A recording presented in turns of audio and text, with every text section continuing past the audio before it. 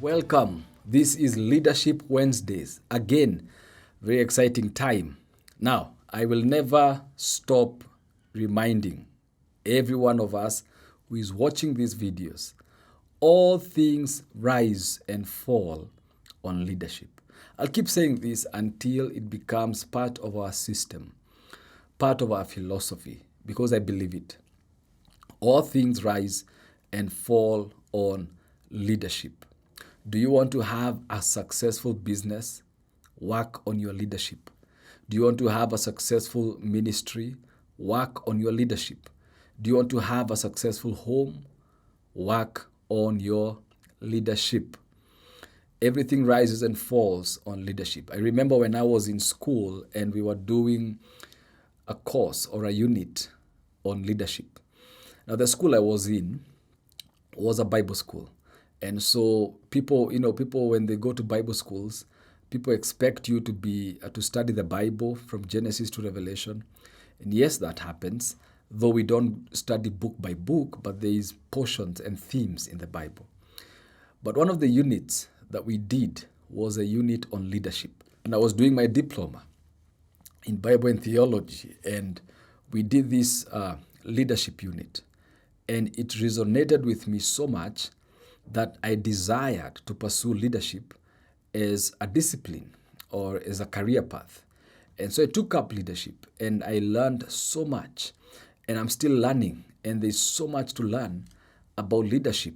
But other than learning, there's also so much to live, because as a leader, you've got to live as a leader. You've got to have the life of a leader. There are things that you cannot do as a leader, and there are things that you can do as a leader. One of the lessons that we learn is that as a leader, talk less and listen more. It always pays when you talk less and you listen more. People come to you.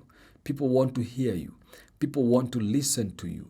People begin to have begin to look at you in a certain way. They begin to follow you willingly. Talk less, listen more, especially when you are in a leadership space, in a leadership position. Now, I want to talk to you about encourage growth. As a leader, one of your main responsibilities and one of your main tasks is to consistently and constantly encourage the growth of your people. Don't be happy when your people are not growing. And when I say grow, I'm talking about growth in every way. Financial growth, growth in family, growth in their careers, growth emotionally, growth spiritually. In every area of the people that you lead, encourage growth. Find ways to give the people that are following you opportunities for growth. Open doors for them. Give them networks and connections that you see can help them grow. Give them opportunities. Give the people who follow you platforms for their growth.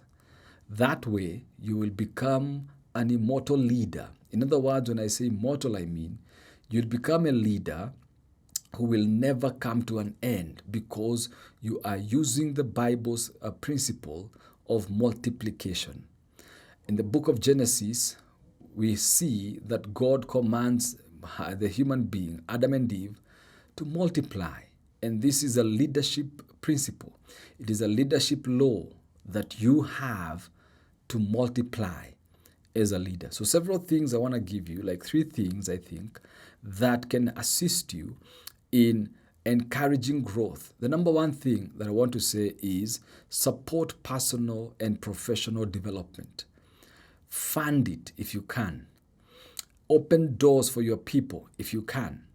Don't just lead for the sake of it. Lead with a purpose. Lead with an intention of growing the people who are under you. So support their personal development. Support their professional development. Number 2 thing that you have to do is you've got to promote a growth mindset. You see, now the challenge that we usually have, especially when it comes to leadership, is that most people have a mindset of stagnation, they don't see how they can grow. It is your role, it is your job as a leader to show them how they can grow. As a leader, you've got to see the end before the beginning. And so you have to show them, you have to show the people how they can grow, meaning that you also have to know how to grow before you show them.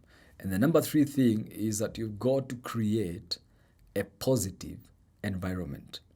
Let the environment you build as a leader be an environment of affirmation. You're constantly affirming people. Now, this does not mean that you don't correct people or rebuke people, but let them know that though you correct them, though you rebuke them, there is more affirmation in your environment. There is more positive attitude, a positive environment when around you. In other words, if you have to rebuke people, let it be 10 to 20% of what you do. But the 80% should be affirmations and a positive environment. Let me conclude by saying this. There are employers. You are there and you are an employer.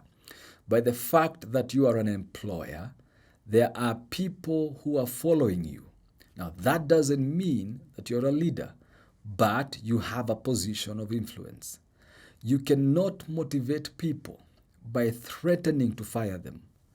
The threat to fire people is not a motivation. It is a demotivation. If you think that you can keep telling people, I'm going to fire you, I'm going to fire you, to make them work, you will have a huge turnover of people. People will be coming to your organization and leaving your organization. If you're the kind of a person who is a don't care, you will say, let them go. But then over the years, you'll begin to look at yourself and ask yourself, could I be the problem? And the fact is, you are the problem. Create a positive mindset. And never forget, all things rise and fall on leadership. God bless you.